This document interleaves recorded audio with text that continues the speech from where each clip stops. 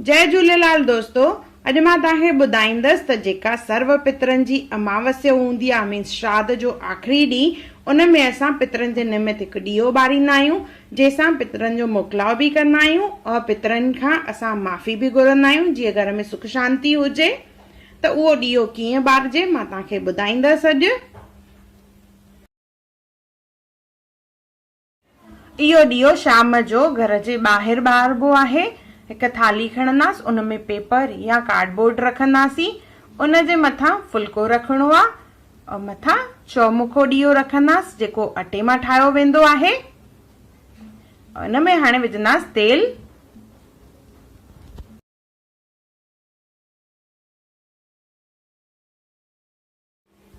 इहो ॾीओ असां पितरनि जे मोकिलावे लाइ ॿारींदा आहियूं, उन्हनि खां माफ़ी घुरण जे लाइ। जीअं असां काई भुलचुक अगरि थी हुजे त उन जे लाइ असां माफ़ी घुरंदा आहियूं।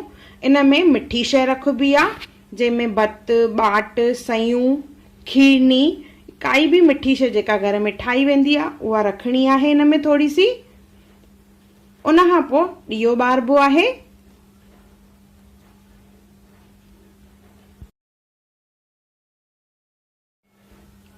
अचो ॾीओ ॿारियूं था पिया।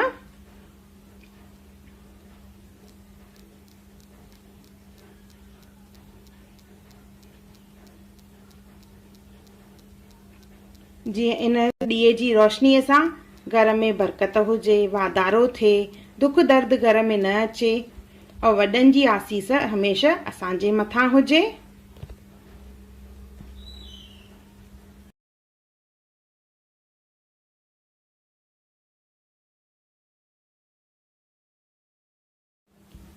ॾीओ ॿारण खां पोइ जल जो छंडो हणणो आहे, त हथ में थोरो सो असां जल खणंदासीं यानी पाणी, और उनखे थालीअ जे चौधारी असांखे घुमाइणो आहे।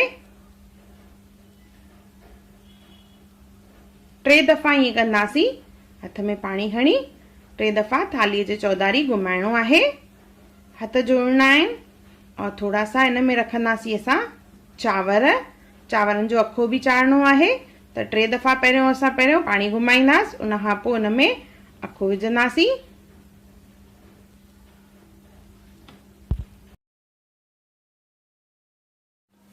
सभु घर जा भाती अखो विझी करे हथ जोड़ींदा आहिनि और चवंदा आहिनि असांखां काई बि भुलचुक थी हुजे श्राद्ध में त असांखे माफ़ कजो और देव पित्र मोकिलाओ, ईअं चइबो आहे, देव पित्र मोकिलाओ। और इहो दरिया परवान कबो आहे या कंहिं मंदर में रखी अचिबो आहे। त असां वञूं था हाणे हिनखे मंदर में रखण, छाकाणि त मुंहिंजे हिते दरिया या नदी कान्हे का, त असां हिनखे मंदर में रखण वेंदा आहियूं। त अचो हलूं था मंदर में।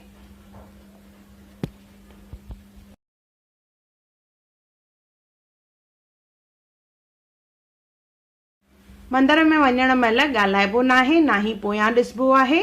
मंदर में वञी इहो रखिजे ॾीओ ऐं चइबो आहे देव पित्र मोकिलाओ, असांखां काई बि भुलचुक थिए माफ़ कजो असांखे, ईअं चई करे हथ जोड़जनि।